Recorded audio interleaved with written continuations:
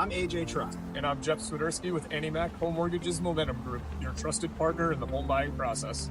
At AnnieMac, we can strengthen your offer with our innovative program, Cash to Keys, giving you a competitive edge by allowing you to make a cash offer on your new home. Together, we've helped over 1,000 families move into their dream homes, and we'd love to do the same for you. Give us a call today at 401-486-0853 to get started.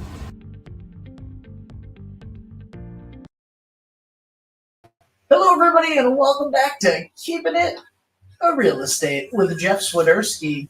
Jeff, how are you? Good morning, everyone. And Ben, I'm good. How are you? Good. I'm glad. Good. Yeah. It's always a good thing to be good. I have changed the branding of this show. It still has AJ on the cover, but it now just says Keeping It Real Estate with Jeff Swiderski. I like it. Yeah. You can make it smaller than me, too. I could. You know? I could. Yes. It is a, we love AJ, obviously AJ, your partner. Yeah. AJ Trott. But Trott and Swiderski, first of all, it's a long drive for him.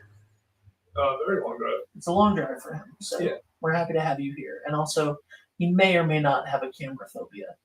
No, it's not a may not. It's a may. It's a may. Yeah. It might be August, but he mays.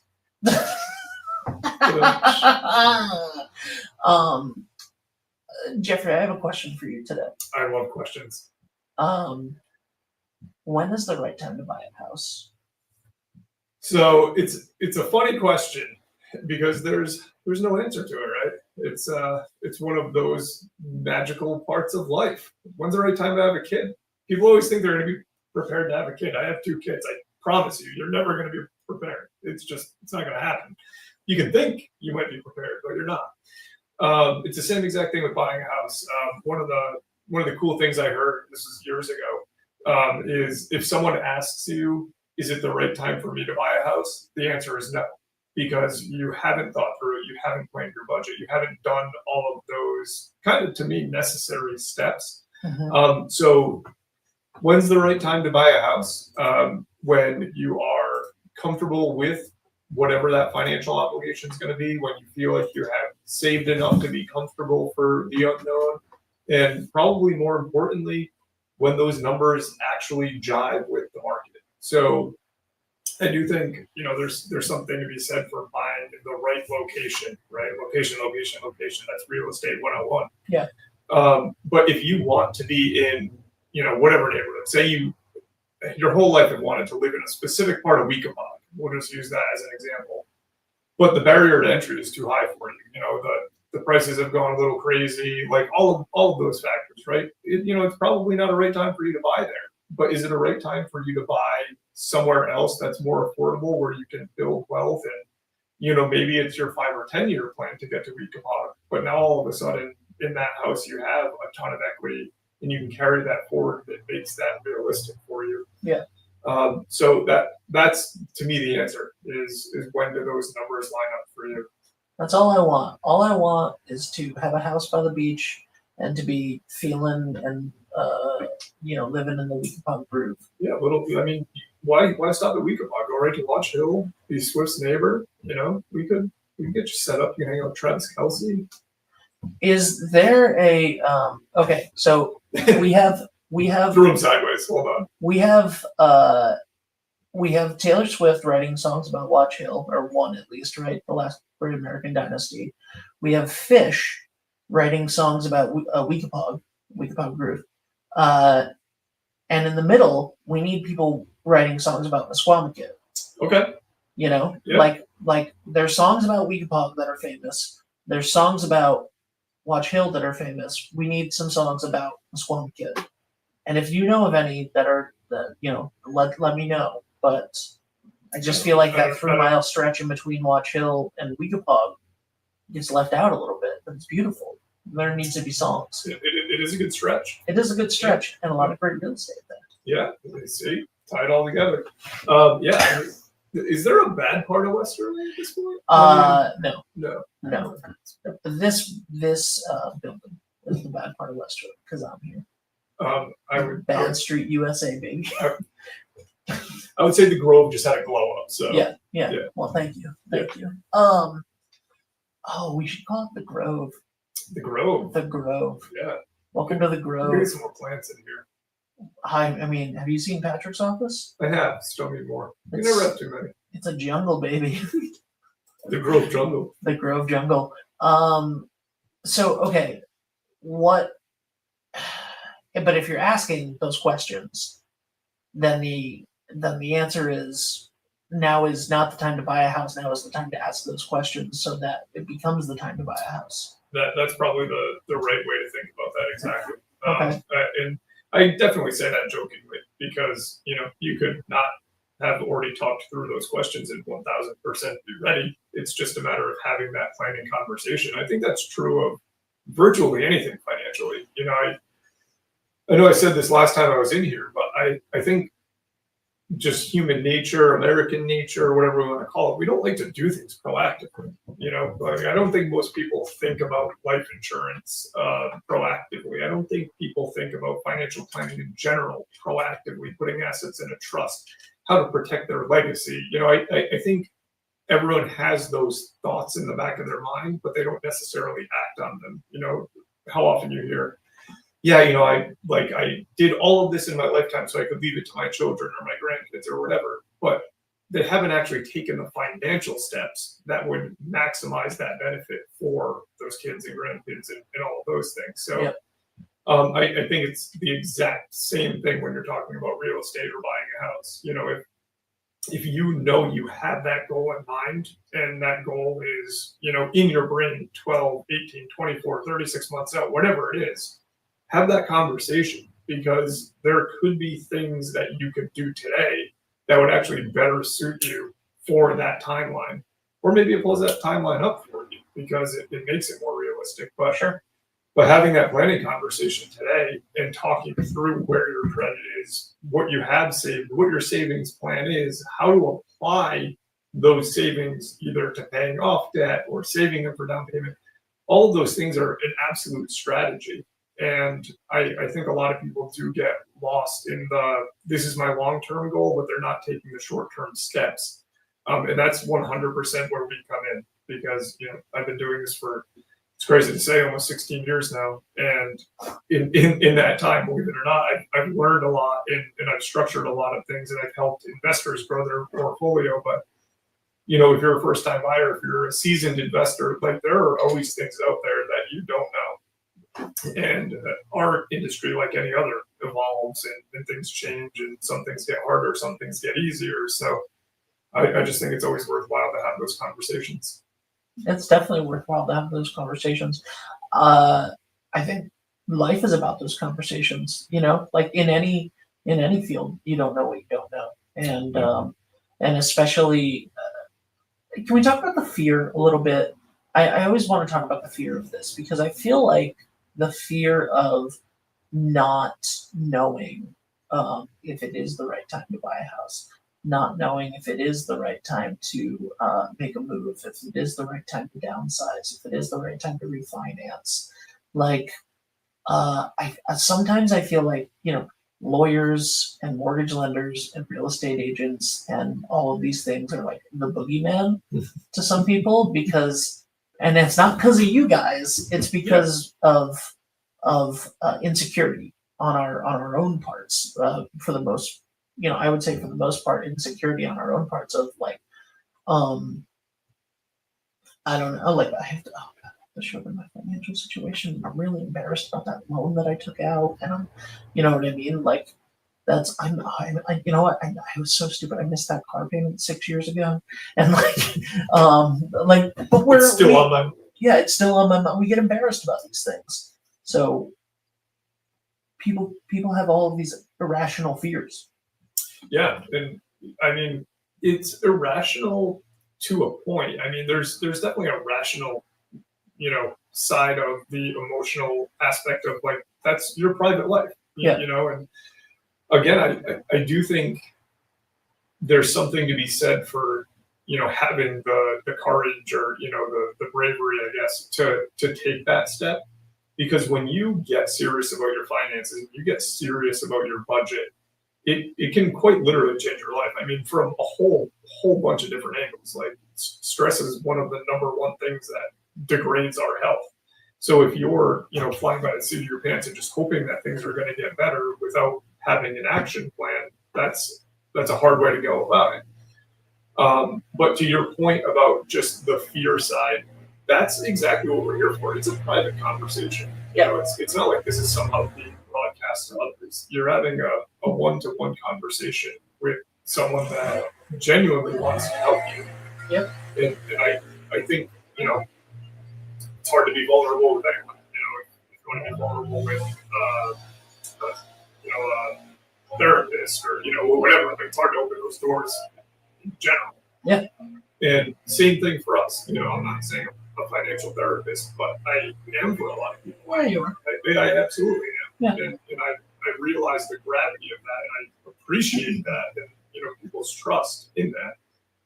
So that's, again, like, things that I've seen and learned throughout my career. That's exactly how I want to apply those strategies, those tips, those tricks to anyone's financial situation. And I know we've talked about this before, but the barrier to entry into buying a house, there are such low down payment requirements, down payment assistance programs. So you don't always have to think about, I need to have an 800 credit score and have 20% down saved and be making $1 million a year.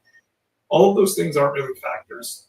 It's more a matter of where are you today and what does that actually result in a realistic budget. That's, to me, the core of what we're trying to get down to. And maybe it fits, maybe it doesn't, but it pays to have that conversation. The show, I don't know if everybody is aware of this yet. The show is twofold. Number one, we're going to give you guys helpful tips. Or I'm not going to give you anything. Jeff is going to give you helpful tips on purchasing a home, refinancing, all of those sorts of things, how to build your credit, or where to look for things, et cetera, et cetera, et cetera. But really, what this show is about, the narrative of this show for the next few years, is going to be Jeff talks and tries to convince me to buy a house. Because 10 years ago, Patrick, not my business partner at the time, but one of my best friends, we were in his driveway 10 years ago. I was looking at his new house, and he had just finished his renovations on it, and he was so proud of it. And I say just finished. He's still, every time I go over there, he's like, I gotta fix that. I'll fix that. He was like, you gotta call Jeff. You gotta call Jeff. You gotta call Jeff because you're a lot closer than you think that you are. You just gotta call Jeff. And I have not, and it's been 10 years, and now Jeff is in my office every week. And here's the thing. If I do call Jeff, which every episode I'm like, I gotta call Jeff. But when I do call Jeff, the show will be over. So we gotta. That's all I'm here for. That's all. Yeah. This is a one sale thing. Yeah. This is just the hardest sale you'll ever have to make to get a client. In the making. Is decades in the making. You could write a song about this. We had to be friends since elementary school or whatever, however long we've known each other. I feel like I've known you forever. Yeah, it's been a while. And we've had to know each other forever.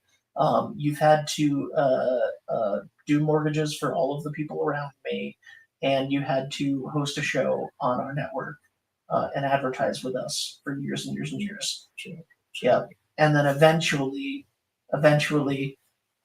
Jackie will tell me that it's time to buy a house, and I'll call you. I love that. I love that. As long as you know your position in your household, that's really. Yeah. My position is yes, ma'am. Yeah. Yes, ma'am. Whatever you would like. The smart man says yes, ma'am. Yeah. See, smarter than you think, man. Yeah. I posted a joke yesterday that I had been planning on proposing on Tuesday this week, but Travis and Taylor stole my thunder.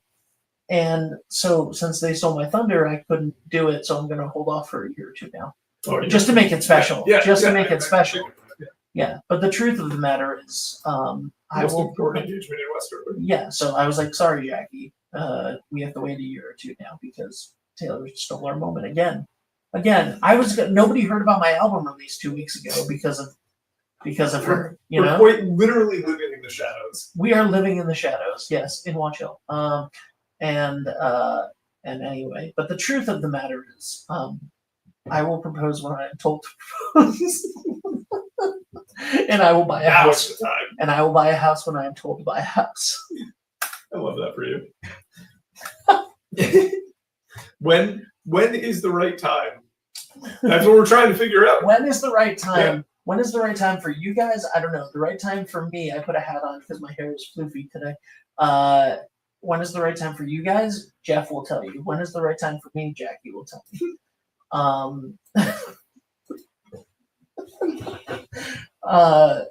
It's a good morning. It's a good morning. It is a good morning.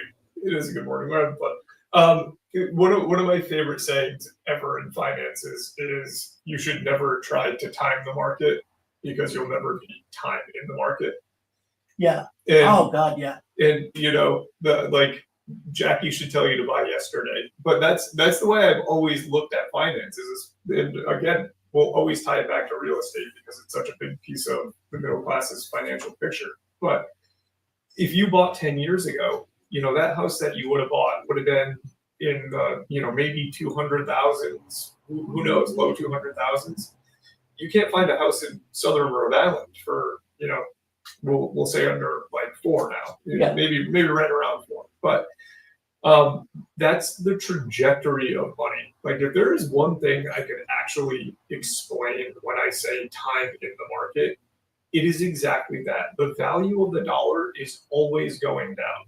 Like there is no stopping it. It's like that is the way our economy is built. And I think if more people really grasp that every year the dollar in your pocket turns into 95 cents at the end of the year, and after, like, that's what's happening. So when you're looking at your checking account and saying, yeah, I saved all this money, like, unfortunately, that's not enough. Like, it's great. Like, I'm not saying don't budget. I'm not saying don't save money. I'm like, that is the goal. But you have to invest those dollars. Like, whether that's in stocks, real estate, the boogeyman, and I think this is one of people's biggest fears, is getting it wrong, right? Like, we never want to be wrong. Yep. Is timing it wrong. Like, if I buy at the top of the market, it's going to ruin my life. There are very, very, very, very, very, very, very, very few people that have actually experienced that. If they lost all of their money in internet crash or stock market crash, .com bubble, that's why I said internet. The financial crisis in housing in 2007 to 2009, all of those things. If you had just remained in the market, you would have recouped all of your losses, and today you would be up, you know, another 10-fold, whatever, probably more. Right. That's the reality of assets, and the longer you hold them, the more wealth you're going to have. It's like plain and simple, that easy. And that would be like the biggest piece of advice I could give to people is, as young as you can start, own assets. The best time to plant a tree was 20 years ago. The second best time is today. Yes. Yeah. Yep. Yep. No true words. Yeah. Absolutely.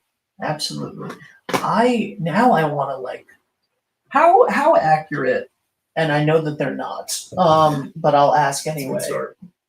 How accurate are Zestimates because this is a big thing for people, is just Googling their own house, and they're like, ooh, how much is it worth? How much is it? How realistic are Zestimates? And I would love to have a real estate agent in for this one. But so it's an algorithm. Like, how accurate is any algorithm?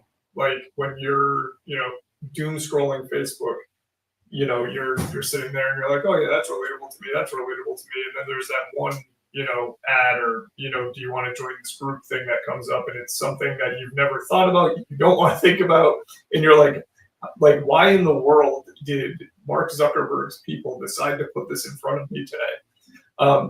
That's the way to look at it. So an algorithm is doing its best, and it is pulling in market data of homes that have sold around you. It's doing all of those things. but it doesn't know that you just renovated both of your bathrooms. It doesn't know that you know haven't refinished your floors in 25 years. It doesn't know these things. Yeah. So it's doing its best with assumed data and a little bit of a grace for this and a little bit of extra value for this because of location, and then it's giving you a number.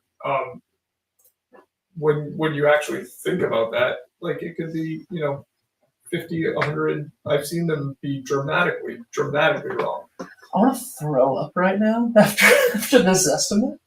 I'm just gonna say what they were. Okay. I sold my parents' house, which was in a little bit of disrepair.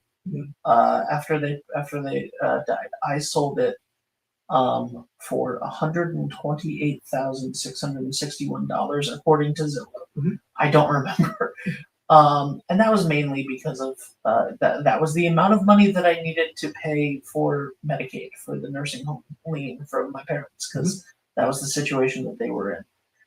It is now worth $397,698 3 years later. There's a massive but in there because you have to remember exactly what I was just talking about with condition. Yeah. So, if somebody went in there and spent $250,000 to make it what it is today, when you pair those two numbers together, it is nicer, but not that much nicer. yeah.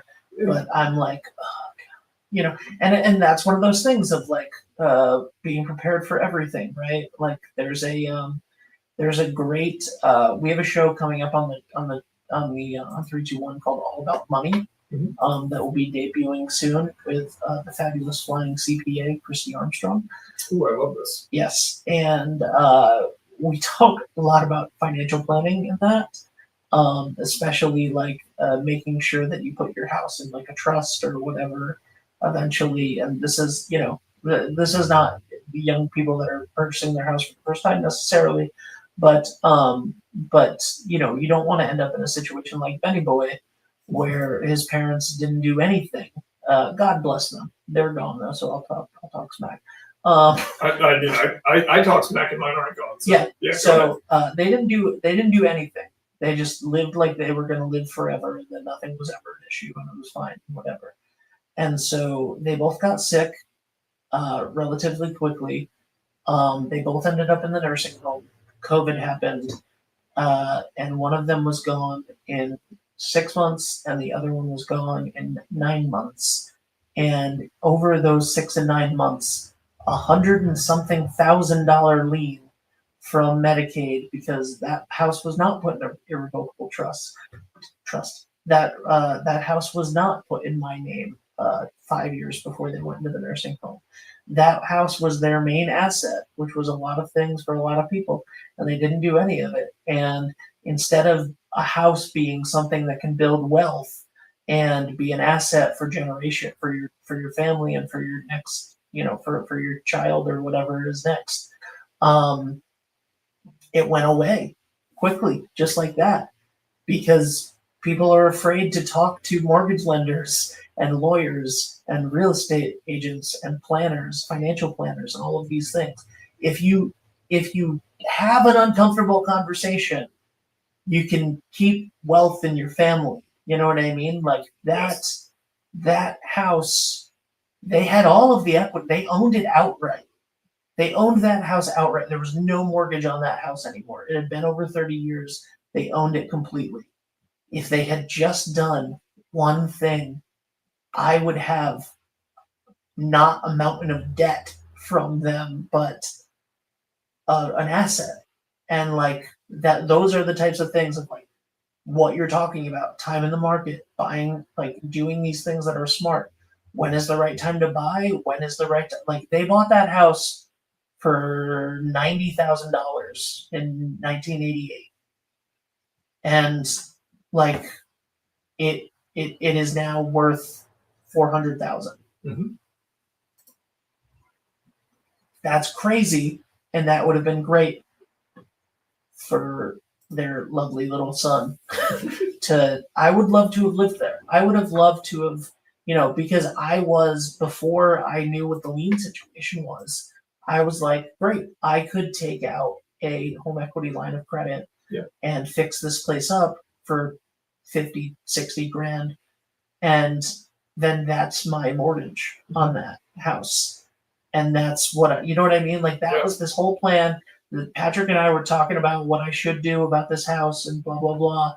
And then before my parents ever, it was like, okay, well, my parents may need to go into a nursing home someday and they may need to do this and this and like here's all the plans. But if you don't make the call, you can't have those options. And I mean, you went through a ton of things, and obviously this is a broader conversation. Like when you do get into financial planning and things like that, but there are protections for almost all of those things. Like if you start young enough with life insurance, it's very, very affordable, and it cancels out a lot of those issues.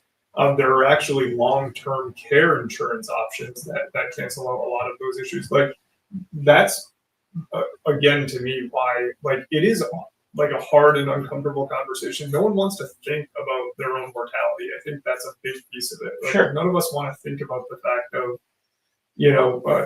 I could be gone in 10 years. You could be gone tomorrow, but no one wants to think about the regular life progression of oh man, I'm actually getting old. Like this could happen, that could happen. But one big piece that I wanted to get back to that you said in there is, even if you're the first time home buyer, maybe it's not necessarily when you have that conversation. I would almost passionately disagree with that. Perfect. Because that is exactly the time. Like when you have major milestones in life, those are the times where you're already overwhelmed. You're doing a lot of things. And that is where you should almost triple down and crush yourself with all of the thoughts and actually execute on those plans, because that's when it's on your mind. Yes. Like when you buy a house, that's when you should be thinking about putting it in a trust, talking to an attorney further. Like you already have access to those people. Yeah. You might as well just continue the conversation. Same thing with when you have a child. Like it changes your life. It changes your financial picture. It changes. Those are times where you should have those conversations because you had something that sparks you to think about it. If I'm, you can't let it get out of sight, out of mind. The joke that we made earlier, right? For the next 3 years, this show is going to be you trying to convince me to buy a house. If I buy a house 3 years from now, I will be 40. Okay. Mm-hmm. And if you put me into a 30-year loan on a house, which would be great, I will be 70 when that thing is done. Mm-hmm. I will hopefully have children. I will, Jackie has health issues. I will knock on wood, but nobody gets out of here alive. You know what I mean? Like we're all sacks of meat that are deteriorating. And so the fact that okay, and by the way, I know that I'm not alone. A lot of millennials are like, oh, I can never afford a house and avocado toast and all the other BS that we hear about all the time. Right? But a lot of us are in a lot of financial debt from school and a lot of, all of these things we don't need to talk about it because everybody knows what I'm referencing here, right? Everyone has their own stories.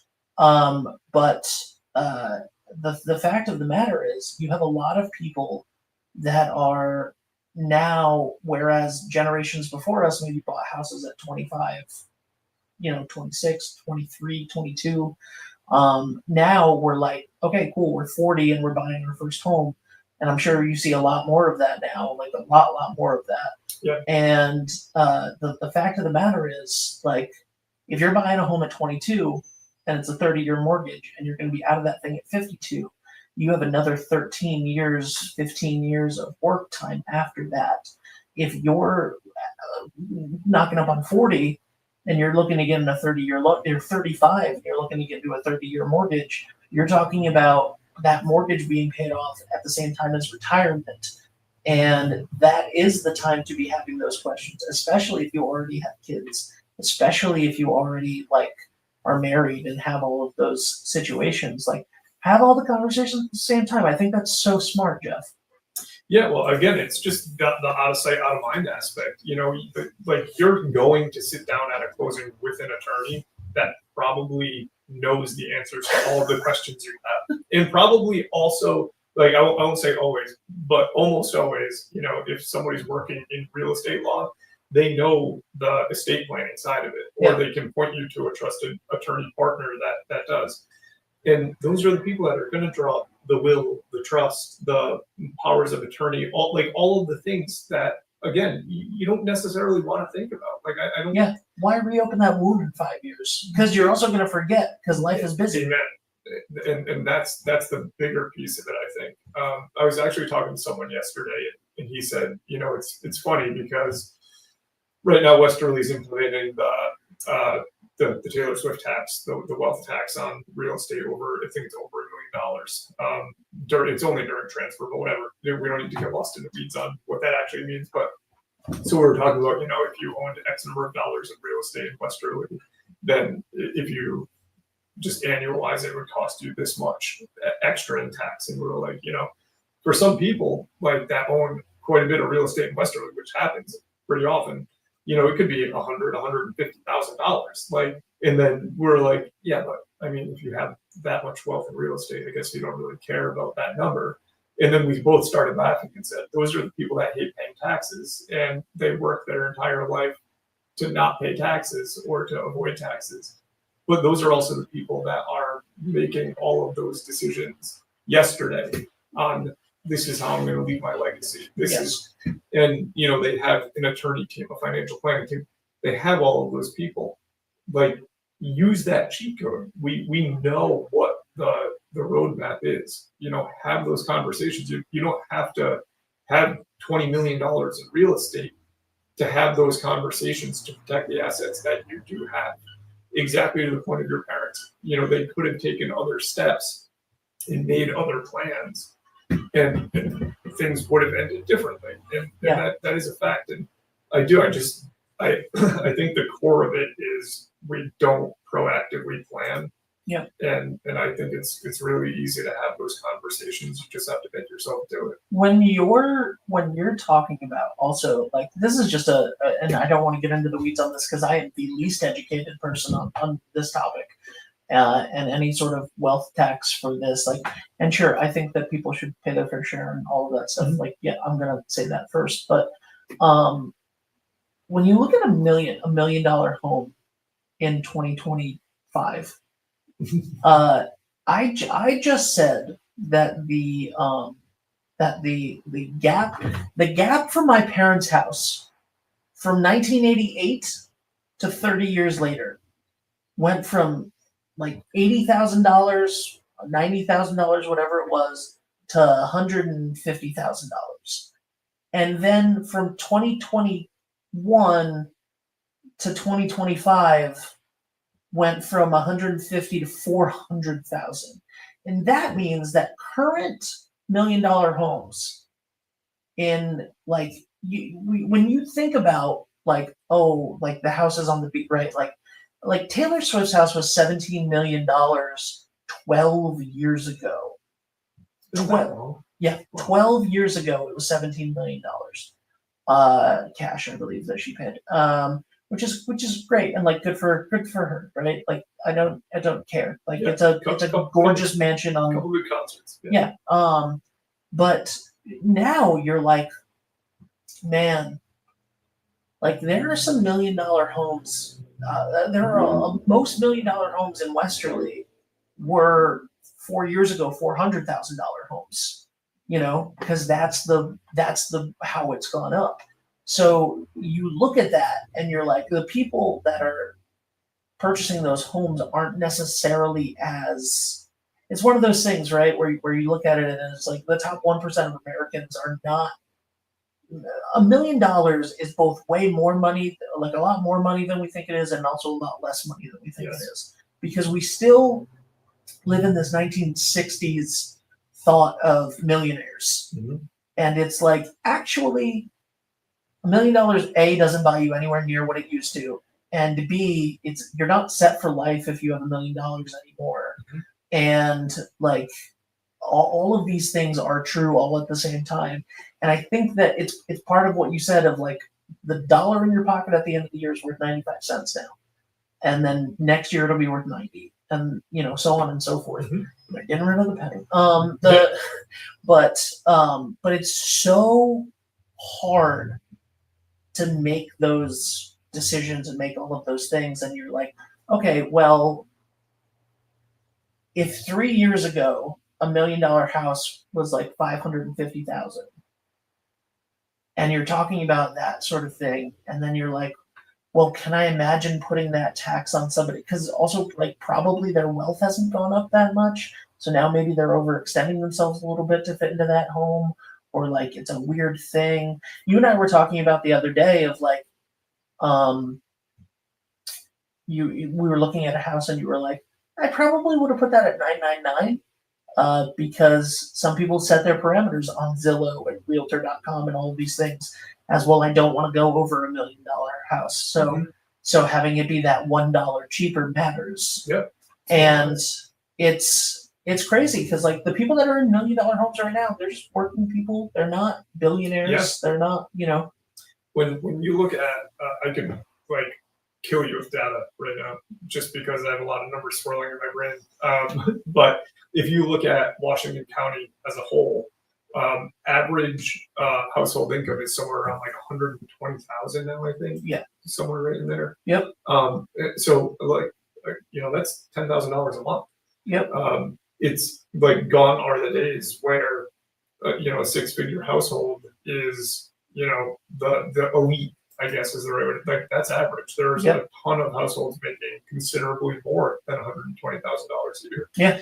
So people always say, home values in the area are out of control and things like that. But like the house you're talking about, your parents' house at give or take 400,000, that actually fits perfectly into an affordability bracket. Like that makes perfect sense based on those numbers. Are there some houses that are going to stretch that budget? To your point, yeah, but a lot of people like to stretch their budget. There are plenty of people that are driving a Mercedes that should be like, we all know that. That's fine.